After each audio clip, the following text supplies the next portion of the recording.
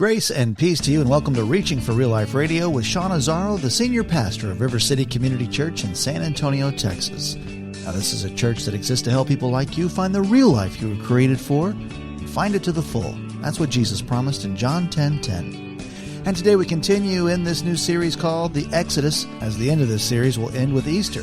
Now, as the children of Israel were slaves to the Pharaoh, there are things in all of our lives that you may also be a slave to. Is it addiction? Is it fear? Or maybe it's abuse, modern-day slavery.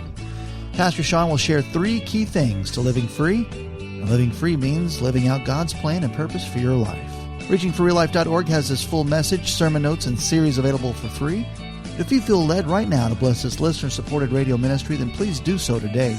There's a place to give at ReachingForRealLife.org. Today it's part 2 of the message called Breaking Free in this series called The Exodus. Pastor Sean is picking up on the story of Harriet Tubman. It's time for Reaching for Real Life Radio. So in Philadelphia, she connected with a group of abolitionists and determined to become what they called a conductor on the Underground Railroad. The Underground Railroad was these different places along the way that would help escaping slaves and that were run by the abolitionists. And a conductor was like a guide. And so she wanted to become one of these guides. Well, over the next 10 years, she made 13 trips back, each time risking her own freedom, probably risking her life. 13 trips back, leading over 70 people out of slavery. Now, she claims 70. Others have suggested more than 300 people owed their freedom to Harriet Tubman. Now, we all knew that part. That was the part I knew. What I didn't know is when the Civil War broke out in 1861, she became a spy and a scout for the Union Army. And it was because of her extensive knowledge of the geography and the workings of the slave underground. So he's like, wow, this woman is unbelievable. But she's not done. In her later years, we find out that she lived with family and friends on a piece of property that she owned. And you're like, wait a minute. Okay, she was a slave. She came back, began doing all these things. All this work. How did she ever have time or the ability to buy a piece of property? Her job as a maid. And somehow she was able to buy a piece of property, and they built a home so family and friends lived there. She, a few years later, bought the piece of property next door, the adjacent property, and she built and founded the Harriet Tubman Home for Aged and Indigent Colored People. And years later, at 90 years old, when she was sick and needed care, she died of pneumonia at 90 there in that home. And I'm just like, holy cow, this woman's entire life, who is she? What an amazing passion. It's like she could never stop. What you need to know, look in those eyes. You want to mess with her?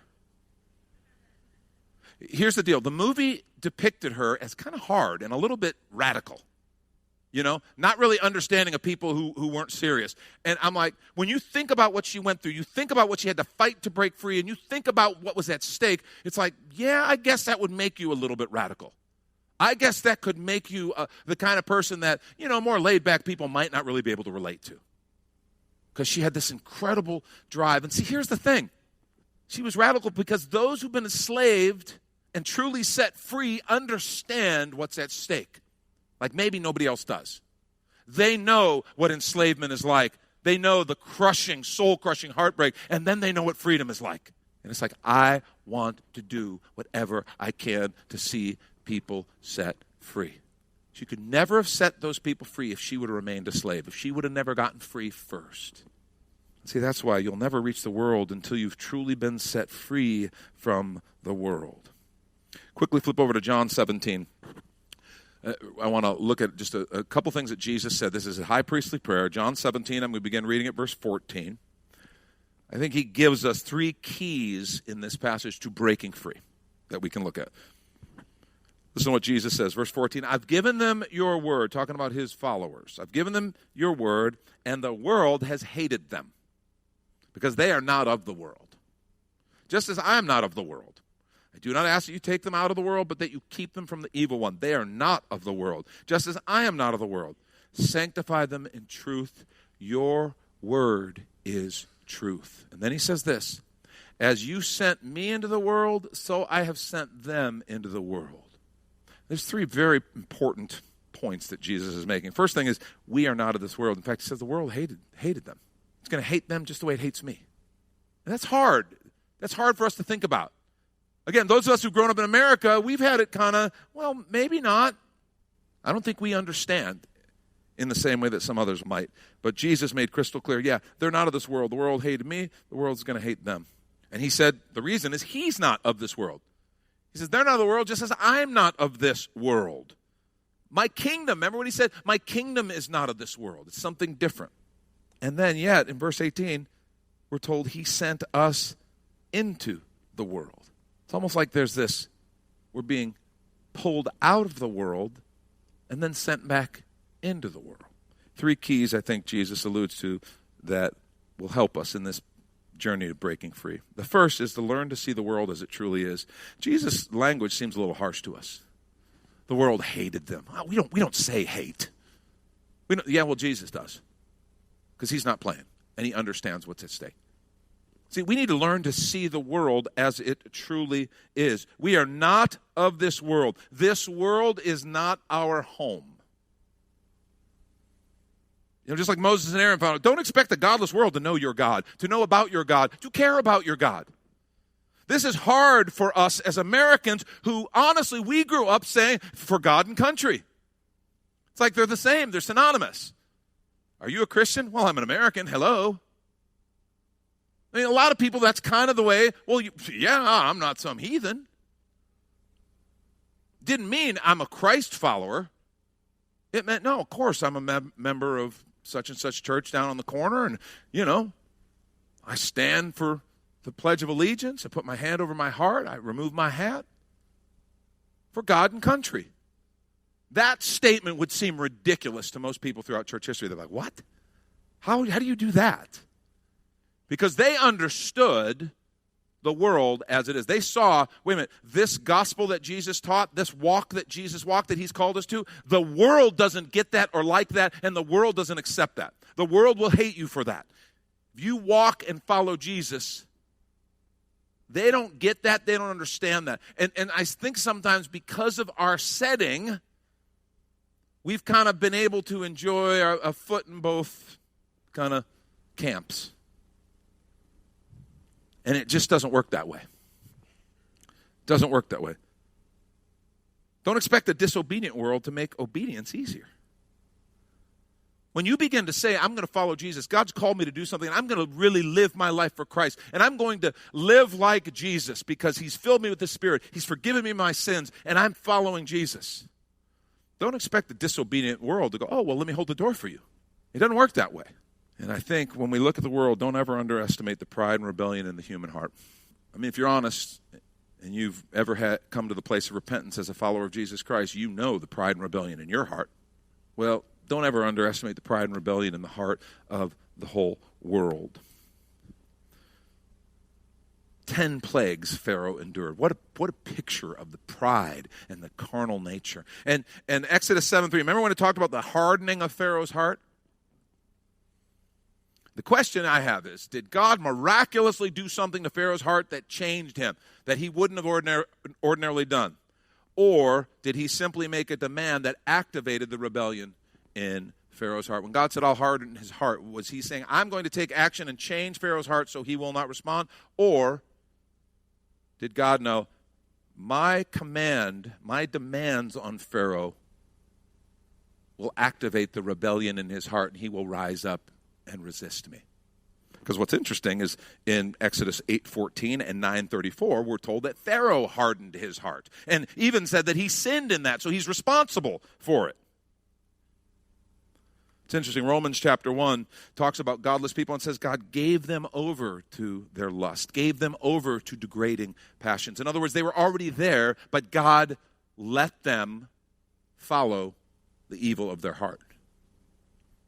Romans 7 gives a great kind of explanation. This is a little bit of a rabbit trail, but I think it's important because it talks about how the laws of God, the commands of God, activate something inside the human heart. Paul speaks about it pretty plainly. In Romans 7, beginning of verse 7, he says, what shall we say then? That the law is sin? Because he's saying the law caused me to sin. Wait a minute. By no means. Yet if it hadn't been for the law, I wouldn't have even known sin. For I would not have known what it is to covet if the law had not said, you shall not covet. But sin, seizing an opportunity through the commandment, produced in me all kinds of covetousness. For apart from the law, sin lies dead. I once I was once alive apart from the law, but when the commandment came, sin came alive, and I died. The very commandment that promised life proved to be death to me. Listen to this. Listen to verse 11. This is a really interesting idea. For sin, seizing an opportunity through the commandment, deceived me, and through it killed me. So the law is holy, and the commandment is holy and righteous and good. What I want to suggest to you, Paul is letting us know. What he's saying is the essence of sin is rebellion. And the law gave my sin nature something to rebel against. It revealed what was in my heart. I'm walking along being God in my own life, doing my own thing. I do what I want. I don't answer to anybody. That's the human heart. That's the heart that wants to rise up. And all of a sudden there's a boundary. It says, no, you can't go here. That's the law. Nobody's going to tell me. And now I just rebelled against that law, and the sin in me just rose up. That's what he's talking about. And I wonder if that's what happened with Pharaoh. If when it tells us God hardened Pharaoh's heart, what we're talking about is not just God arbitrarily and capriciously, just kind of saying, Pharaoh, you don't have any choice. Because he talks about it being sin. And that implies he did have a choice.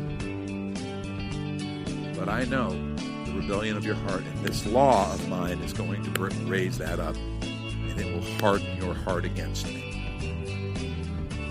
It's just some food for thought. And this is where we take a quick minute to remind you you're listening to Reaching for Real Life Radio with Pastor Sean Azzaro, a listener-supported ministry of River City Community Church, in this message called Breaking Free. The series is called The Exodus, which is available right now on the sermon page at reachingforreallife.org. And while you're there, if you've been blessed by this teaching, your gift of any amount helps this radio ministry continue to help others. Just find the Donate tab at reachingforreallife.org. And in fact, your gift of any amount will get you the latest book from Pastor Sean Azzaro. 302 Books, a division of Salem Media Group, presents A Pilgrim's Guide to the Spirit-Filled Life, Rediscovering the Gift of the Spirit, authored by Sean Azzaro, pastor of River City Community Church in San Antonio, Texas. Growing up in and around Pentecostal churches, I really learned to appreciate the role of the Spirit in the life of the believer.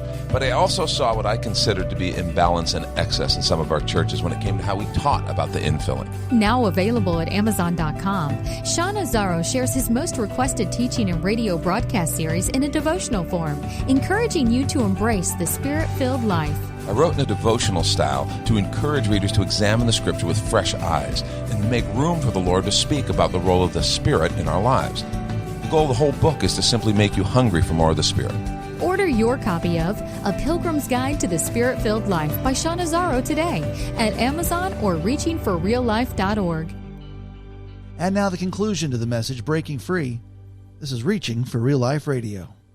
You'll never reach the world until you've truly been set free from the world. In this world, we got to understand how anti-Christ this world and its systems are. So the first thing is learn to see the world as it truly is. Second thing is decide to leave that world by following a new king and living for a new kingdom.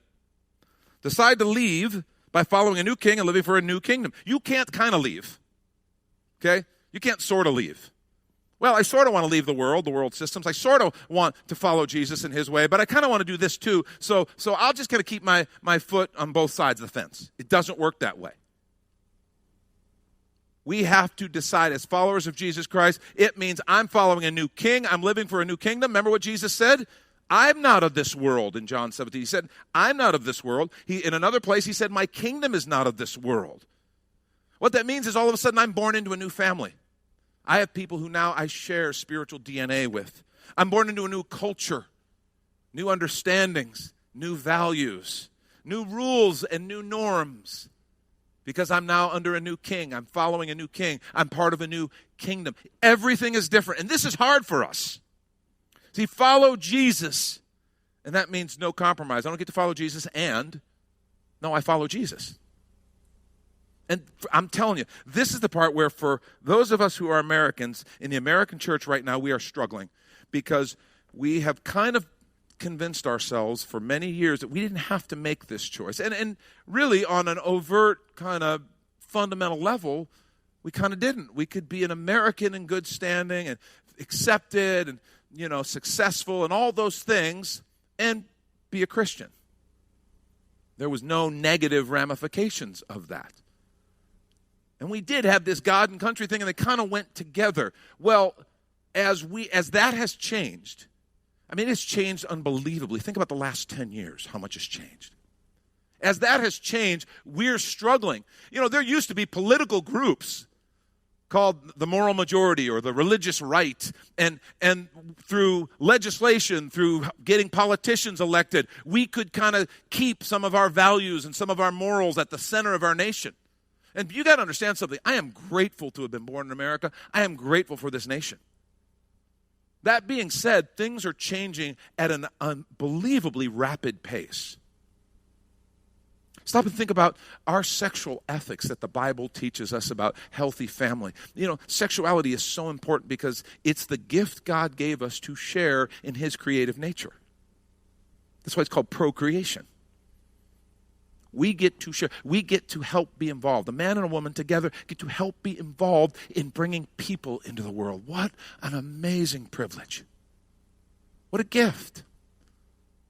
And God designed that to be between a man and a woman. He designed it so that those children would be raised in a healthy environment with healthy role models of male Christ-likeness and female Christ-likeness, so that boys or girls would know they'd have a role model. They know what it's supposed to look like. And they would have every opportunity to make that choice to follow Jesus themselves. That was His design. What I just said is considered hate speech, illegal, bigoted, and dangerous by a whole lot of people. Max Lucado was asked to speak at the National Cathedral. He's Max Lucado. Max Lucado, right? He was asked to speak at the National Cathedral. Have you ever heard Max Lucado speak? Is there a nicer person on the planet? Maybe Jim Phillips, I don't know. But Jim can really be acidic sometimes. So no, not Jim. Mark's very nice. But Max, I think Max is right up there. He's gentle. He's kind. Well, it turns out 10 years ago, in talking about biblical sexual ethics, he said some things that members of the LGBTQ plus community found offensive. And so they wanted him canceled. They didn't want him to speak at the National Cathedral.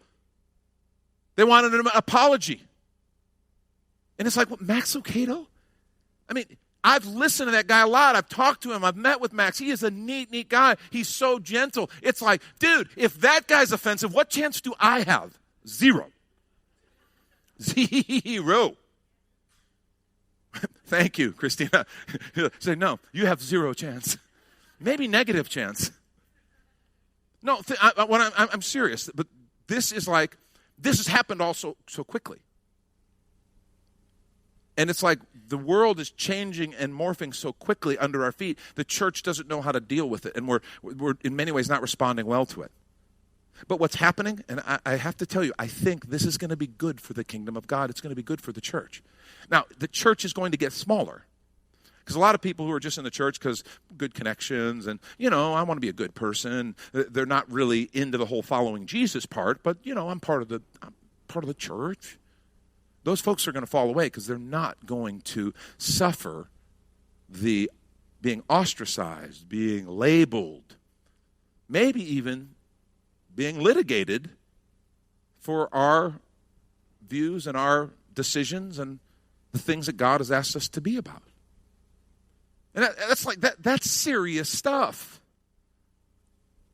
But I honestly believe it will become so much more clear so that in previous centuries where it was obvious, no, this is following Jesus. This is the kingdom of God. This is the world. We'll see more clearly. And we'll know I have to leave the world if I'm going to follow Jesus. I don't mean leave the planet, but the system. I have to identify myself now with a different citizenship. I'm a follower of Jesus. You'll never reach the world until you've truly been set free from the world. But then, the last thing that Jesus points to in John 17, and it's so important, we need to go back for those whose hearts long to be free. We need to go back now. Now that we've been set free, we've been saved, we've been filled with His Spirit, we've been forgiven. We are following a different king. We are part of a different kingdom. He calls us. He says, I sent them back into the world because God does love the world. I think sometimes, even in our circles where we want to evangelize and we want to reach people, we sometimes think we kind of skip that. We have to be set free and kind of leave the world part. It's like, no, we'll reach them better if we be like them. And then they'll see how cool we are, and they'll love our marketing. They'll love our mail outs. They'll love you know what? They don't. They don't love those things. This may surprise you. They don't care about that stuff. The only thing that actually draws a hungry heart, and that's so important, that hungry heart, is when they themselves have come to understand, I don't want to live like this anymore. God created me for something more. And they're hungry for that something more. And they see something in you or I. They see the power of God in the life of a believer. They hear of the power of God. And they go, I want some of that. That's how it works. I can't make someone want to be free. See, we go back for those whose hearts long to be free. Only the power of God can break a hard heart. The good news is don't ever underestimate the power of God.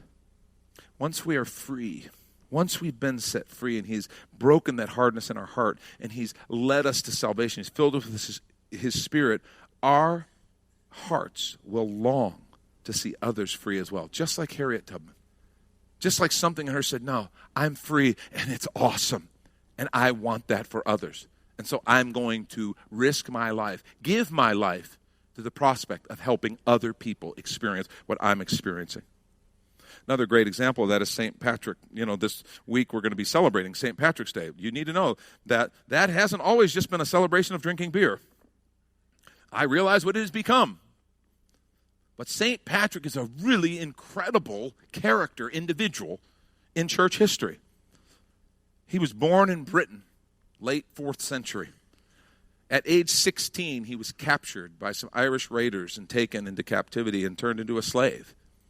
And his faith, that had kind of been a very peripheral thing in his life, he wasn't very serious about it, all of a sudden he surrendered his heart to God in the loneliness of slavery, in the loneliness of captivity and servitude. He surrendered his heart fully to Christ. And what's interesting is God began to give him, you hear him write about it, God began to give him a passion and a heart to reach his captors. So much so that God also in a dream told him, you are going to escape and go back to Britain. 6 years later, 6 years after he was captured, he did. Just crazy story of how God did that and how he escaped, went back home, and he became a priest. And what's interesting, he'd missed some of the prime years of learning, some of the prime years, and so he was always a little bit self-conscious about he didn't read the Latin and the other languages as well as the other priests. He wasn't as eloquent, but yet he had this passion for Ireland. And he had another dream. It was as though an Irishman was calling out to him. And so he told the church leaders he wanted to go to Ireland. Now, they're thinking he's going to go, and there's a few little Christians there in Ireland, and he's going to go and just have a little church with those Christians, and that's what they do. That's what a priest does. That was never his thought or his intention. They send him back to do something that they never would have signed off on.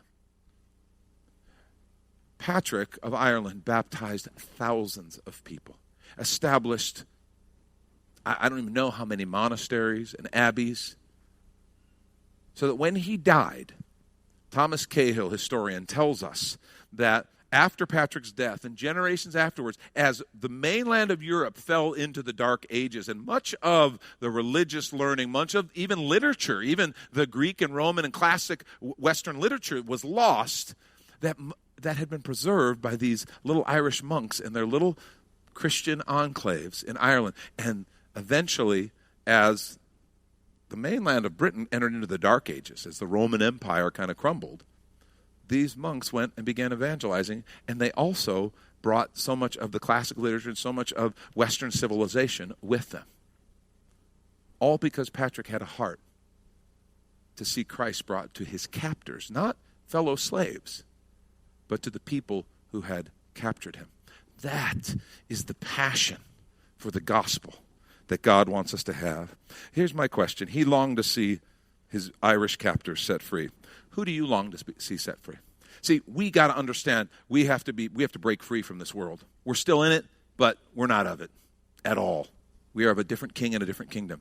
But as Jesus sends you, who do you long to see set free? I have people that I know who are far from God. And there are some whose hearts are hard and they have no interest in him. But there are others, maybe there's something there. And that's where I'm going to focus my heart, my prayer. I pray for anybody. But I look for that thing that says, I want something more. That is Pastor Sean Azzaro. You've been listening to Reaching for Real Life Radio. And if you'd like to hear this full message in the series called The Exodus, it's available right now on demand at reachingforreallife.org. And we'd also love to hear from you on our Contact Us page. Or even better, your financial gift helps this radio ministry continue. Find the Donate tab at reachingforreallife.org. But of course, you're invited to visit and join us at River City Community Church, located on Lookout Road right behind Rotama Park, right next to the Real Life Amphitheater. If you'd like to call the church, the number is 210-490-5262.